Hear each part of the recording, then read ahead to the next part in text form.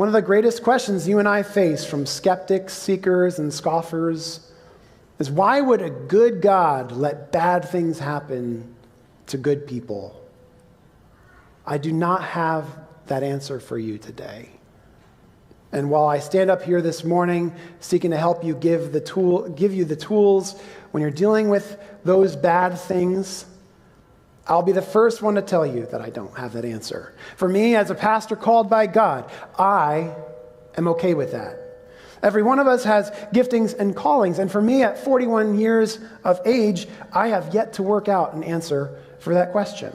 And you might expect one standing before you like this morning and behind this pulpit to have a heavily edited and scripted theological statement regarding the aspect of human suffering, despite us having a God capable of intervening in the affairs of humanity. We recognize our free will, and as well as the free will of those around us. And there's an undeniable capacity for man to do terrible things to his fellow man. But I remember the famous quote from Fred Rogers when he said, when I was a boy and I would see scary things on television, my mother would say to me, look for the helpers. You will always find people who are helping. You and I have an incredible amount of agency in being the hands and feet of Christ. And while next week we'll discuss about the importance of having a faith community surrounding you when you find yourself in this struggle, even today, having a 40,000-foot view of Job's life, echoes of friendship, kinship, and community can't help but be present. But I'm not an attorney standing before you today that God needs my defense. Isaiah 55, 8 and 9 says, for my thoughts are not your thoughts, neither are my ways your ways, declares the Lord. As the heavens are higher than the earth, so are my ways higher than your ways, and my thoughts than your thoughts. How foolish would it be for me to stand up here and speak for God? Each of us contend with battles and have had struggles in our own ways. I cannot be your counselor or therapist, no matter how well-meaning I might be, because everyone's experience with a fallen world has been different.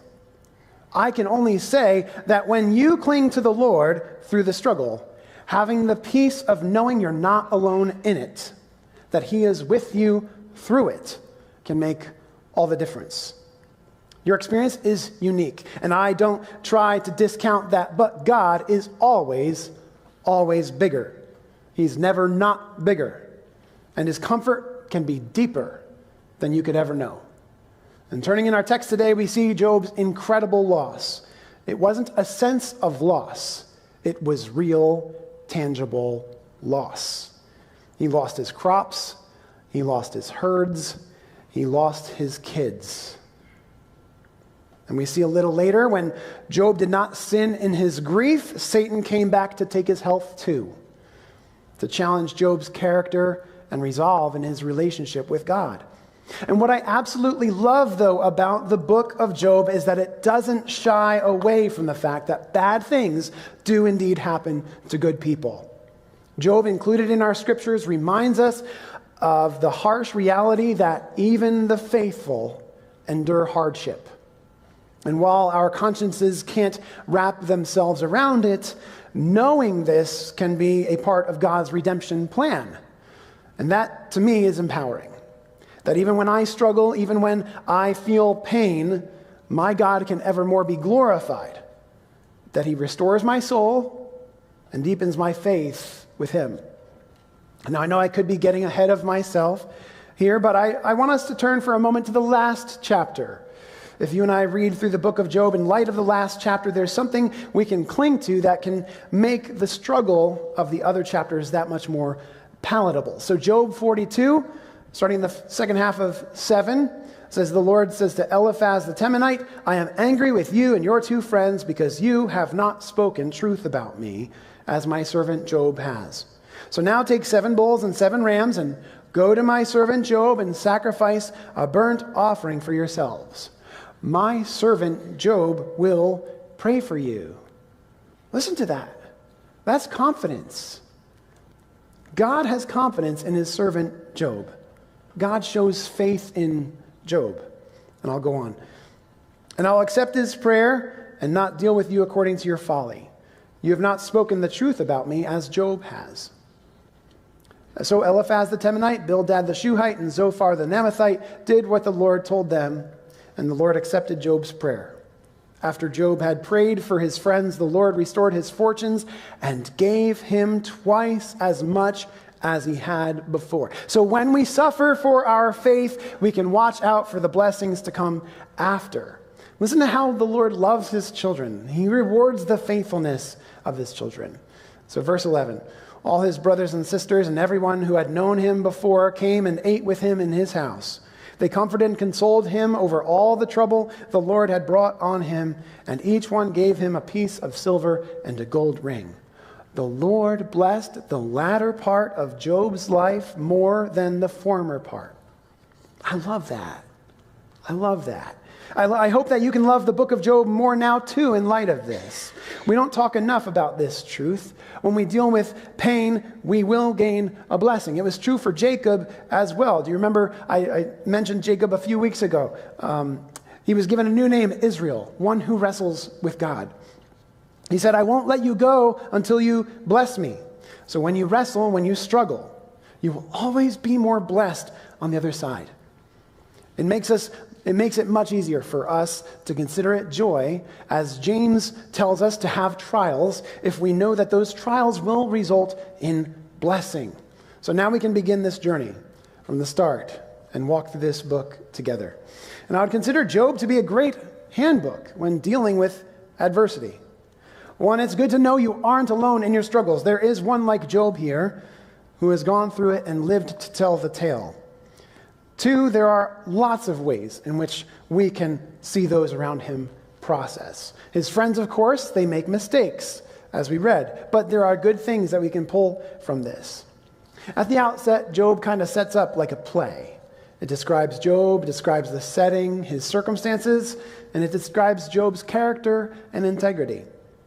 So starting in verse 1, in the land of Uz, there lived a man whose name was Job.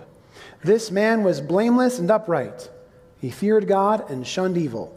He had 7 sons and 3 daughters, and he owned 7,000 sheep, 3,000 camels, 500 yoke of oxen, and 500 donkeys, and had a large number of servants. He was the greatest man among all the people of the East.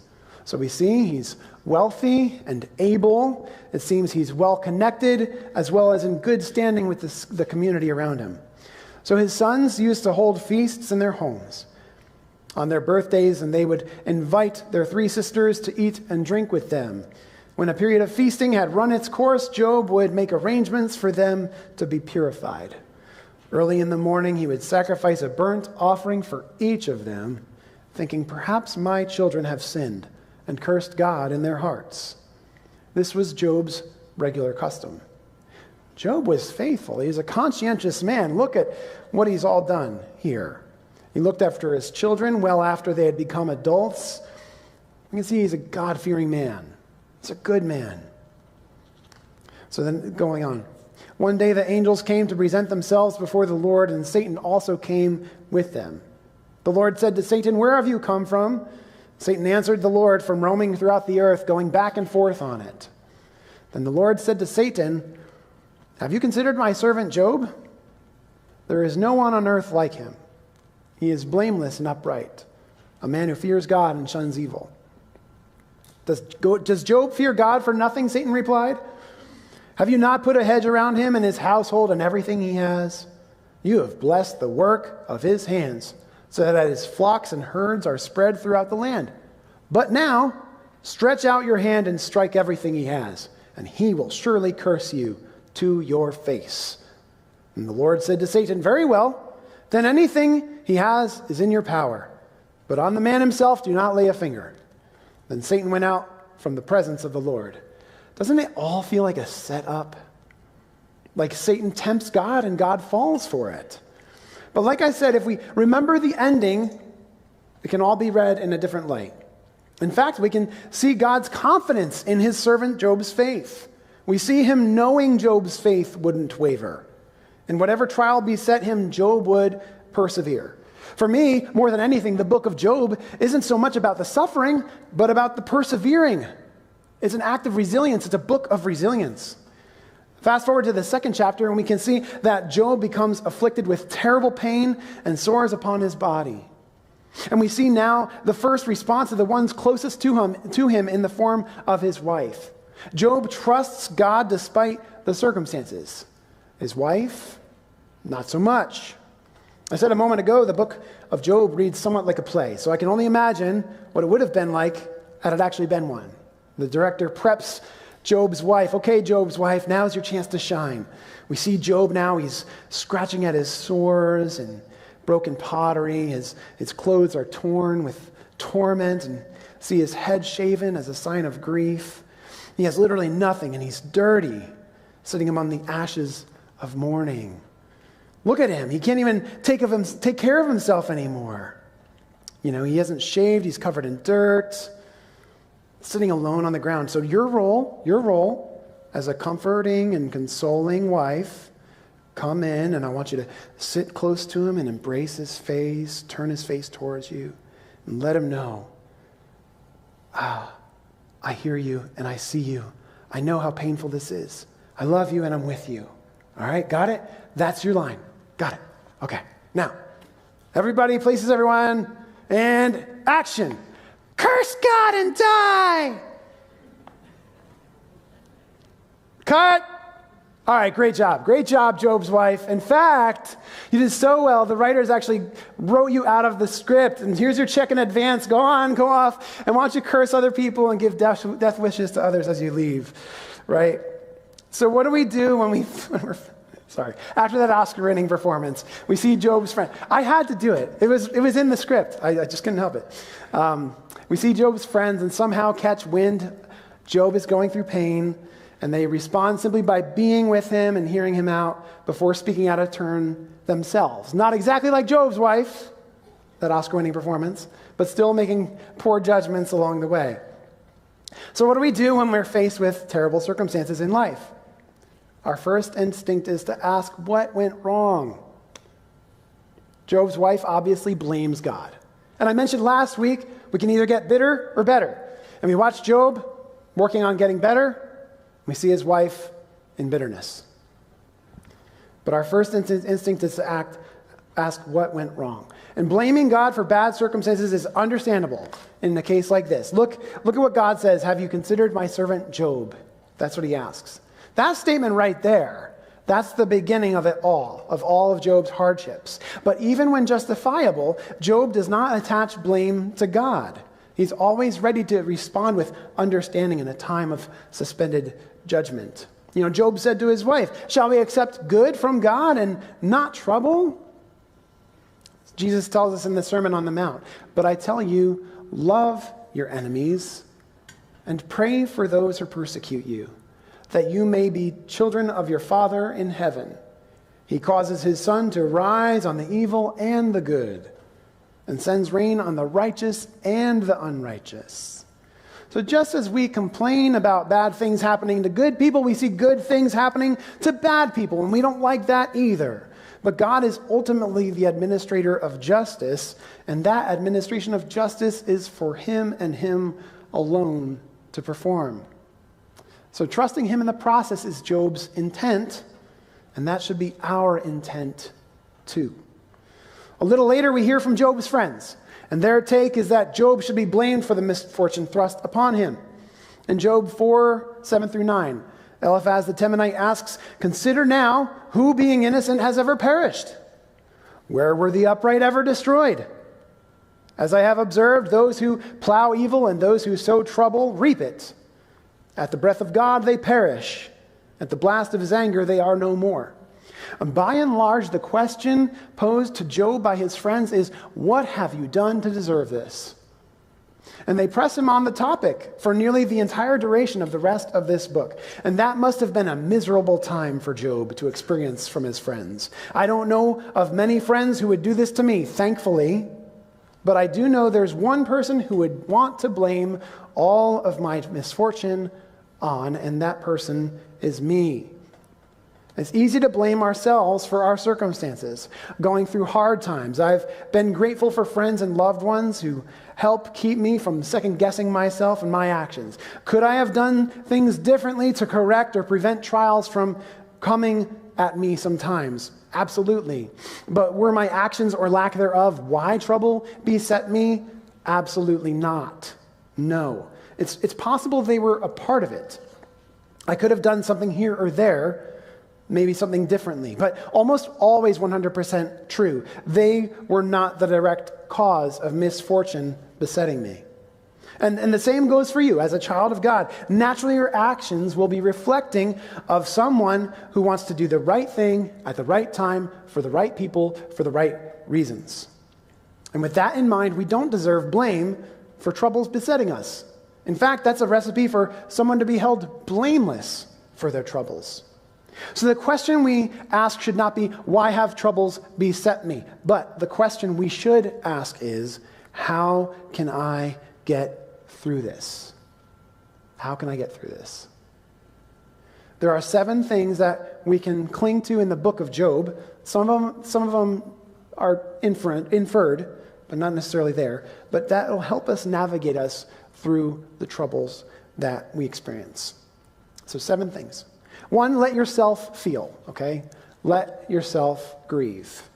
In Job 1, we see he got up, he tore his robe, and he shaved his head. Then he fell to the ground in worship and said, naked I came from my mother's womb, and naked I will depart. The Lord gave, and the Lord has taken away. May the name of the Lord be praised. These are emotionally charged words, and the shaving of his head and tearing of his robe, those are actions Job took of grief. He didn't just voice it, he acted on it. He hurt, and he let the world know he hurt. It's okay. Feel your feelings. Especially us men, we think we need to stuff our feelings. Suck it up, buttercup. No, actually, allowing yourself to be vulnerable shows incredible inner strength. It's the manliest thing you could do, is to let yourself feel. The second thing is let people in who care about you. Job 2:11-13 says, when Job's 3 friends, Eliphaz the Temanite, Bildad the Shuhite, and Zophar the Naamathite, heard about all the troubles that had come upon him, they set out from their homes and met together and by agreement to go and sympathize with him and comfort him. When they saw him from a distance, they could hardly recognize him, and they began to weep aloud. And they tore their robes and sprinkled dust on their heads. And they sat on the ground with him for 7 days and 7 nights. No one said a word to him because they saw how great his suffering was. Notice Job doesn't say at the end of this chapter, hey guys, thanks for thinking of me, but I got this. I'll just do this alone. The last thing a grieving person needs is to be alone. Notice how Job's friends, they sat on the ground with him in complete silence, didn't utter a word. And just knowing someone is there sometimes is all anyone needs when they're dealing with grief. They just need to be seen. They just need to be known. To be known and acknowledged that they are in mourning, and it can make all the difference. And even when they opened their mouths and were bad supporters, he didn't tell them to leave. That could be tempting. There are times when you and I go through hardship, people come in, and sometimes they say the worst things. Their desire, though, is to be there for you and help you. And maybe they have bad advice. God needed another angel. No, we don't become angels, first of all. Second of all, no, We all need our loved ones, right? But even when they're wrong, though, they're there because they care. And so I want you to hear the intent behind those words, not necessarily the words themselves. They want to be there for you. They want to comfort you. So let them. 3, I want you to give yourself time.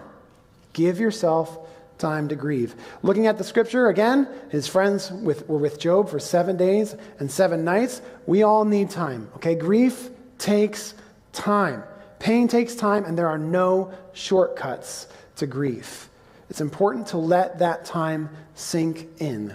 There's no quick fix. So take time for your own well-being. 4, I want you to do what you can. Do what you can. And this will sound counter to what I just said because, when we're trying to deal with our emotions, a lot of people, we let them in, they come in, and then they start doing things for us and all these things.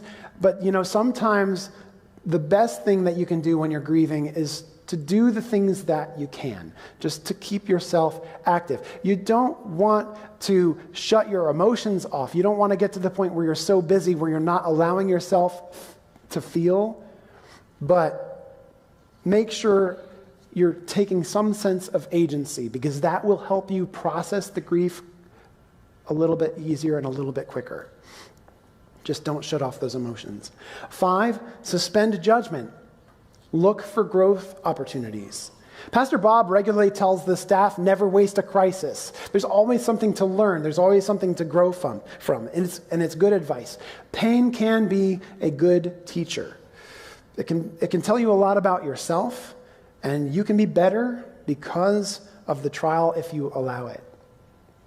6, remember that God is bigger. When you're going through trials, it's easy to forget it. And sometimes those trials feel insurmountable. And they would be. Many, many times they are insurmountable if you're going alone.